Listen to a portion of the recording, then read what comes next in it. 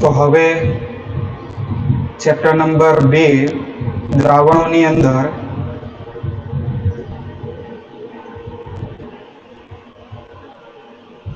આગળનો ટોપિક છે આપણી પાસે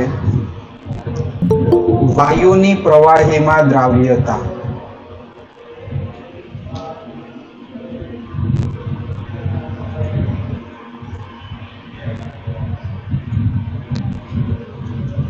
વાયુની પ્રવાહીમાં દ્રાવ્યતા. તો જો કે ઘણા વાયુ પાણીમાં ઓગળે છે. હવે બે પ્રકારના આપણે વાયુ અહીંયા વિભાજિત કરી દઈએ. પેલા તો ધ્રુવીય વાયુ અને બીજા અધ્રુવીય વાયુ. અધ્રુવીય વાયુ હું તમને ઉદાહરણ આપું તો મારી પાસે છે ઓક્સિજન, નાઇટ્રોજન, આ ક્લોરીન, આ બધા અધ્રુવીય વાયુઓ છે.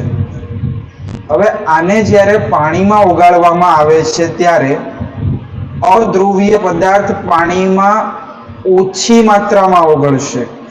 આ જે વાયુઓ છે એ પાણીમાં અલ્પ માત્રામાં ઓગળશે. કેમ? કારણ કે પાણી ધ્રુવીય દ્રાવક છે, જ્યારે આ વાયુ કેવા છે? અધ્રુવીય વાયુઓ છે. ચલો બીજું ઉદાહરણ આપું છું તમને કે મારી પાસે ધ્રુવીય વાયુઓ હોય જેવા કે HCl છે, CO2 છે, SO2 છે. આ દરેકે દરેક વાયુ જ્યારે પાણીમાં ઓગાળવામાં આવે છે ત્યારે તે ખૂબ જ વધારે માત્રામાં દ્રાવ્ય થાય છે. તો લાસ્ટ પિરિયડની અંદર આપણે સમજાવ્યું હતું કે ધ્રુવીય પદાર્થ ધ્રુવીયમાં દ્રાવ્ય થશે. એવી સેમ વસ્તુ તમને વાયુ માટે પણ જોવા મળે છે. તો પહેલો આખો પેરેગ્રાફ તમને એ સમજાવ્યો છે. તો જો ઘણા વાયુઓ પાણીમાં ઓગળે છે. ઓક્સિજન પાણીમાં ઘણી ઓછી માત્રામાં ઓગળે છે અને આ પાણીમાં ઓગળેલો જે ઓક્સિજન છે એ સમુદ્રમાં અને દરિયાઓમાં, નદીઓમાં જે પણ જળચર પ્રાણીઓ હોય છે તેના શ્વાસોશ્વાસમાં ઉપયોગી થતો હોય છે. બીજી બાજુ જોઈએ તો HCl પાણીમાં ખૂબ જ દ્રાવ્ય હોય છે. તો આ આપણે દ્રાવ્ય અને દ્રાવકના સ્વભાવને આધારે દ્રાવ્યતા જોઈએ. હવે બીજું પરિબળ આપણે મેઇન જોવાનું છે કે વાયુની પ્રવાહીમાં જે દ્રાવ્યતા હોય તે દ્રાવ્યતામાં દબાણની શું અસર છે એ આખો પ્રયોગ આપણે જોવાનો છે.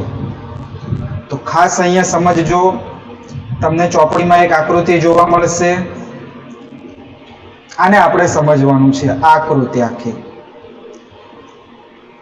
કે આકૃતિમાં તમે જોઈ શકો છો પહેલું બીકર એ,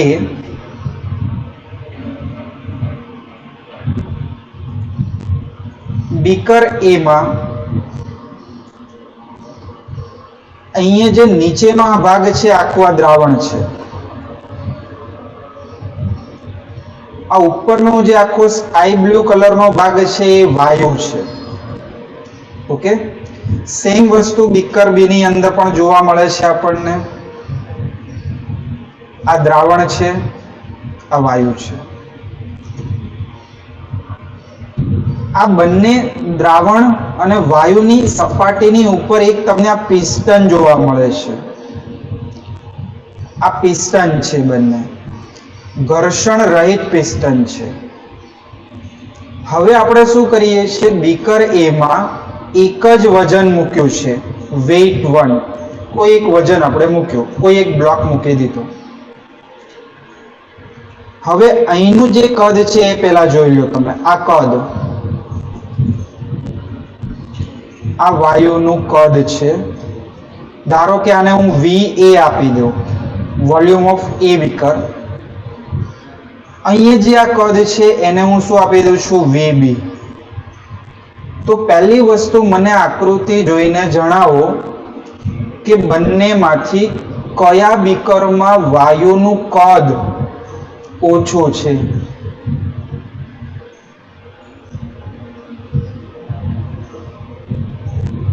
બોલો, એ કે બી બીકરમાં વાયુનું કદ ઓછું છે?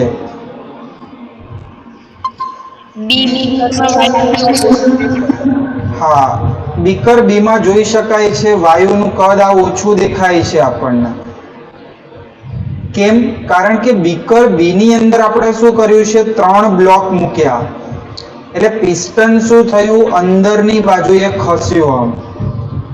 અંદર ખસે છે એટલે વાયુનું કદ ઘટી ગયું.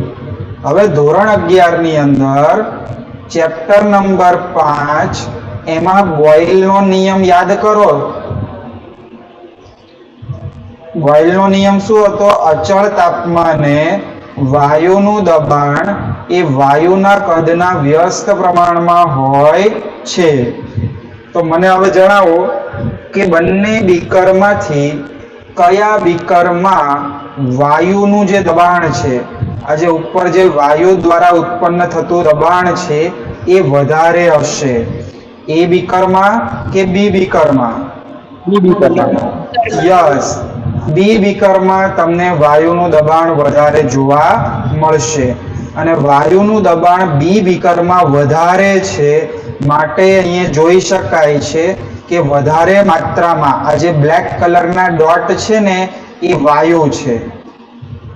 તો જોઈ શકાય છે વધારે માત્રામાં વાયુ દ્રાવ્ય થાય છે.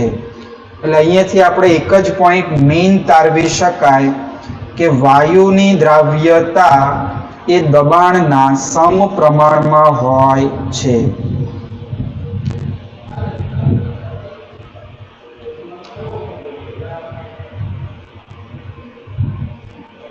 વાયુની દ્રાવ્યતા ચલે છે દબાણ, વાયુનું દબાણ. આ એક પોઈન્ટ આખો આ પ્રયોગમાંથી આપણે શીખવાનો હતો. આખો પ્રયોગ તમને અહીંયા સમજાવેલો છે. તો એક વખત આખો અહીંયા તમને લાઈન ટુ લાઈન સમજાવી દઉં છું. તો જો વાયુની પ્રવાહીમાં દ્રાવ્યતા એક તો દબાણ દ્વારા સમજવાનું છે, બીજું તાપમાન વડે સમજવાનું છે. તો દબાણ વડે પહેલા આપણે સમજી ગયા, હવે તાપમાનથી આપણે અહીંયા સમજીએ. તો જો વાયુની દ્રાવ્યતા દબાણના વધારા સાથે વધે છે. પહેલો જ પોઈન્ટ તમને આપી દીધો જે આખો સમજ્યા. ચલો, એના માટેનો હવે તમને પ્રયોગ આપ્યો છે કે પ્રવાહી દ્રાવકમાં વાયુના દ્રાવણ માટે આકૃતિ 2.1 ને ધ્યાનમાં લ્યો. નીચેનો ભાગ દ્રાવણ છે, ઉપરનો ભાગ પી દબાણે અને ટી તાપમાને વાયુમય પ્રણાલીનો ભાગ છે. તો આપણે જો બીકરમાં સમજાવ્યું કે નીચે શું છે? આ દ્રાવણ છે. ઉપર શું હતું? વાયુ હતો.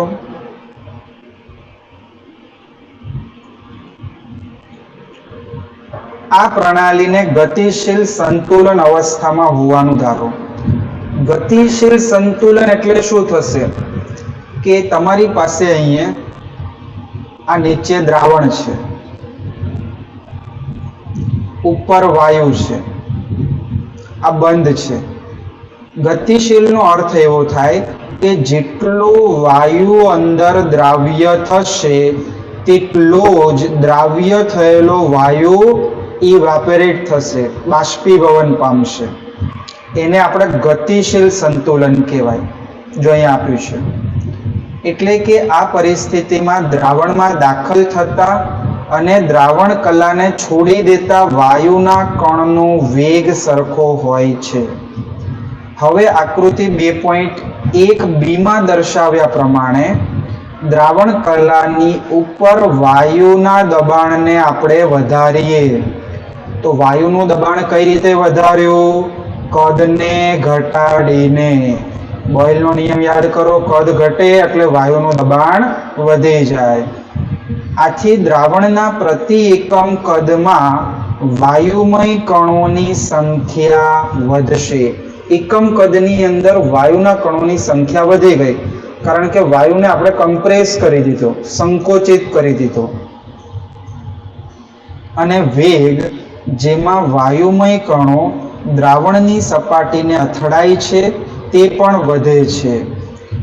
વાયુની દ્રાવ્યતા એક નવું સંતુલન સ્થપાય નહીં ત્યાં સુધી આ પ્રોસેસ ચાલતી રહે છે. પરિણામે દ્રાવણની ઉપર વાયુનું દબાણ વધે છે અને સાથે સાથે દ્રાવ્યતા પણ વધે છે. તો આ હતી દબાણની અસર. ચલો ધ્યાનથી વાંચી લો એક વખત. પછી તમને હું તાપમાનની અસર છે ને પાછળ આપી છે, એને હું આગળ લઈને સમજાવી દઉં છું. હેનરીના નિયમની પાછળ આપી છે.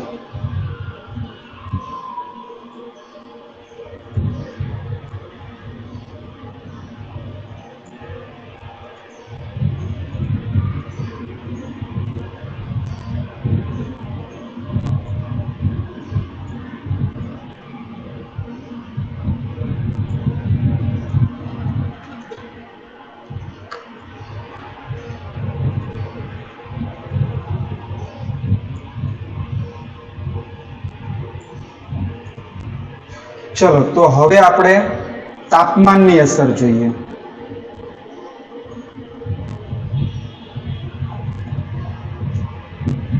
તો એના માટે જો અહીંયા પ્રયોગ સમજો તમે. તાપમાનની અસર મારે જોવી હોય તો એક બીકરમાં આપણે કોઈ પ્રવાહી લીધું,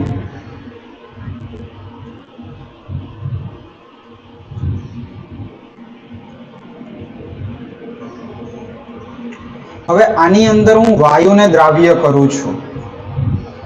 તો વાયુ અંદર મેં દ્રાવ્ય કર્યો.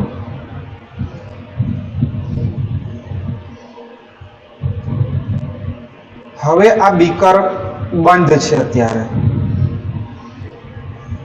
દ્રાવ્ય કરી દીધું આપણે.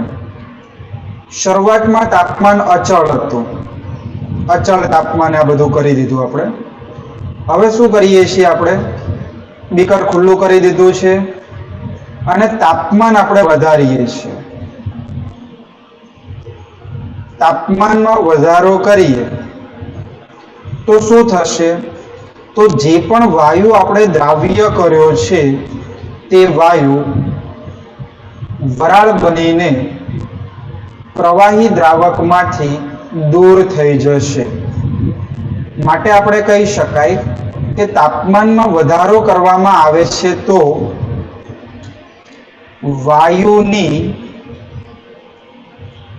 પ્રવાહી દ્રાવકમાં દ્રાવ્યતા ઘટે છે.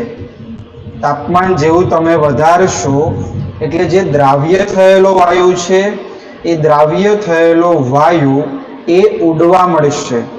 માટે એકમ કદની અંદર જોઈ શકાય કે વાયુના કણોની સંખ્યા ઓછી થઈ જશે, માટે દ્રાવ્યતા ઘટી જશે. એટલે અહીંયા તમારે આના માટે એક સૂત્ર બનાવવું હોય તો આવી રીતે બનાવી શકાય.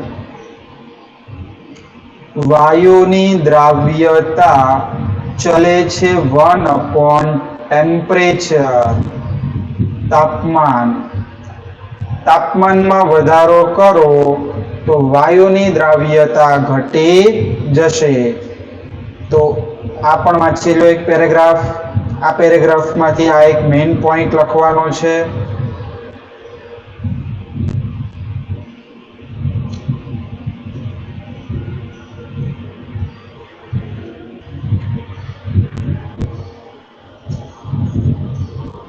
સ્વાધ્યાય 2.26 કે જો કોઈ સરોવરના પાણીની ઘનતા આપી છે તમને, ઘનતા એટલે ડેન્સિટી ડી, જે આપેલું છે તમને 1.25 ગ્રામ પર ml.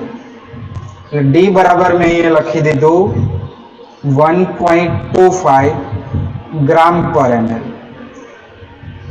તે 92 ગ્રામ Na પ્લસ, એટલે તમને સોડિયમનું વજન આપ્યું છે. Na નું વજન બરાબર 92 ગ્રામ પ્રતિ કિલોગ્રામ પાણી ધરાવતું હોય, એટલે તમને કિલોગ્રામ પાણી દ્રાવકનું વજન આપી દીધું છે પ્રતિ કિલોગ્રામ એટલે 1 કિલોગ્રામ. તો સરોવરમાં પાણીમાં Na+ આયનની મોલાલિટી ગણો. તો જે આપણે પહેલા મેથડ ભણી ગયા છીએ, મોલાલિટીનું સૂત્ર વાપરીને કેલ્ક્યુલેટ કરો આને. સોડિયમનું પરમાણ્વીય દળ કેટલું લેવાનું થશે? 23. ચલો, સૂત્ર આપણી પાસે છે સ્મોલ m બરાબર Na નું વજન છેદમાં Na નો પરમાણ્વીય દળ ઇન્ટુ દ્રાવકનું વજન કિલોગ્રામમાં. ચલો કિંમતો મૂકો. Na નું વજન કેટલું છે? 92. સોલ્યુશન કરીને આન્સર લખીને દો મને. 23 અને દ્રાવક 1 કિલોગ્રામ.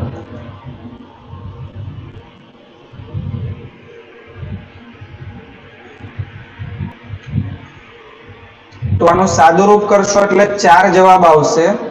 આ મોલાલિટી છે એટલે મિત્રો અહીંયા મોલ પ્રતિ કિલોગ્રામ લખો અથવા મોલ ઇન્ટુ કિલોગ્રામની -1 ઘાત લખો. તો આ દાખલો ટીક કરી નાખજો.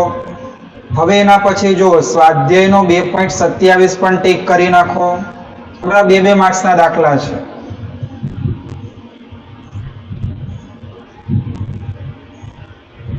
રકમ વાંચો એક વખત. શું કહેવા માંગે છે રકમ? 2.27 સ્વાધ્યાય ટીક કરી દો કે જો CuS નો દ્રાવ્યતા ગુણાકાર, ચલો ધોરણ 11 ની અંદર ચેપ્ટર નંબર 7 દ્રાવ્યતા ગુણાકાર એટલે સોલ્યુબિલિટી પ્રોડક્ટ KSP તમને આપ્યો છે 6 × 10⁻⁻16 હોય તો CuS ની જલીય દ્રાવણમાં મહત્તમ મોલારિટી કેટલી થશે? તો આપણે અહીંયા ગણવાની છે મોલારિટી. તો જો પહેલા તો આનું તમે જલીય દ્રાવણમાં વિઘટન કરો. આ દ્રાવ્ય, આ ક્ષારને આપણે પાણીની અંદર દ્રાવ્ય કરીએ એટલે આપણને Cu+2 આયન આપે અને બીજું S-2 આયન આપે. ચલો હવે આપણે આની દ્રાવ્યતા મોલારિટીમાં લીધી હતી. ધારો કે આની દ્રાવ્યતા હું S મોલ પર લિટર ધારી લઉં છું અને આ જે સલ્ફાઇડ આયન છે એની દ્રાવ્યતા પણ S મોલ પર લિટર મેં ધારી લીધી. હવે તમારે શું કરવાનું છે? પહેલું આપણે સૂત્ર તારવતા હતા આવી રીતે ડાયરેક્ટ હવે તારવવાનું. KSP બરાબર Cu+2 આયનની સાંદ્રતા S-2 આયનની સાંદ્રતા. ચલો KSP નું મૂલ્ય આપ્યું છે 6 × 10⁻16. Cu+2 આયનની સાંદ્રતા, આ મેં સાંદ્રતા ધારી છે અને સાંદ્રતા મોલ પ્રતિ લિટરમાં આપણે ધારી છે S અને S. તો આ S અને આ પણ S. ચલો S × S શું થઈ જશે? S². તો S² બરાબર 6 × 10⁻16. તો S બરાબર √6 × 10⁻16. S બરાબર આનો સ્ક્વેર રૂટ કાઢીને આન્સર આપો મને.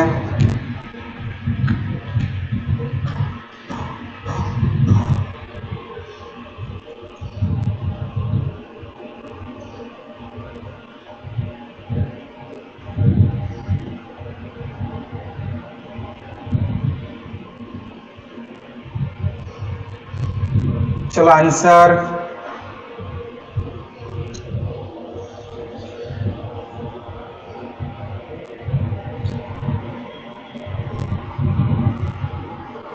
स्क्वेर रूट वर्गमूल काढवानुं छे। स्क्वेर रूट एटले वर्गमूल। बधा आंसर लखो एटले ख्याल आवे मने। चलो एक विद्यार्थी चिराग, बे विद्यार्थी, चलो यश, यस यस ओके बराबर है। आंसर आवशे 2.45 राउंड ऑफ कर दीए छे इंटू 10⁻⁻16 है एनु तमे स्क्वायर रूट काढो એટલે -8 થઈ જશે અને એકમ રહેશે મોલ પ્રતિ લિટર। તો આ થઈ ગઈ મોલારિટી અને આ થઈ ગયો આન્સર। चलो तो बे दाखला लखी नाखो, स्क्रीनशॉट पाड़वाना होय तो पाड़ी नाखो। अहीं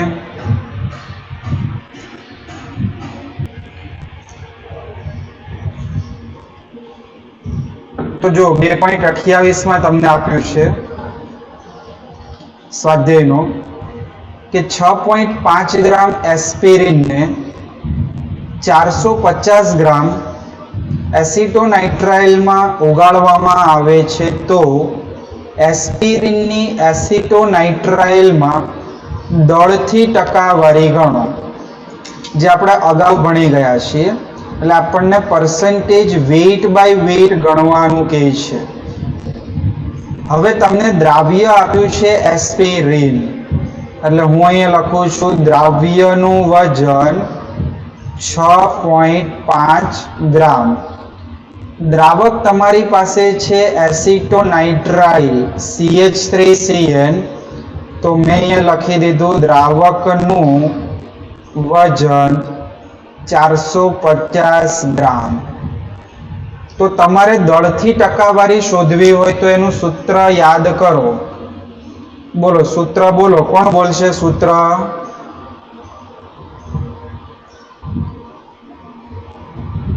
वेट बाय वेट द्रव्यનું દળ ભાગ્યા દ્રાવણનું દળ ગ્રામમાં ગુણ્યા 100। हाँ द्राव्यનું દળ अपॉन द्रावणનું દળ બંને ગ્રામમાં હોવું જોઈએ અને ઇન્ટુ 100। હવે જો આ બંનેનું તમારી પાસે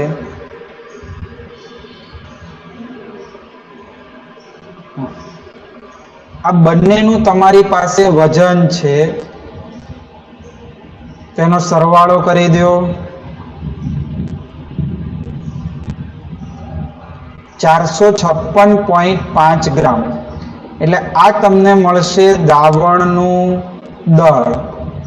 ચલો કિંમતો મૂકીને સાદુરૂપ આપીને જવાબ મને કહો।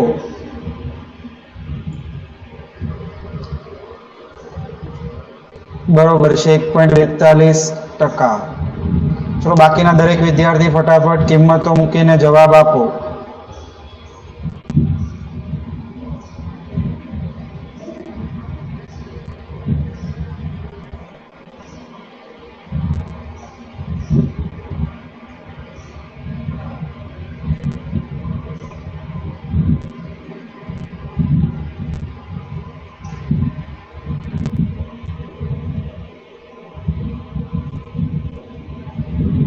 बराबर है 1.42% दळथी टकावारी थशे। तो आ दाखलो पण अहीं पूरो करीए छीए। स्वाध्यायना 3 दाखला टीक करी नाखजो 26, 27 અને 28।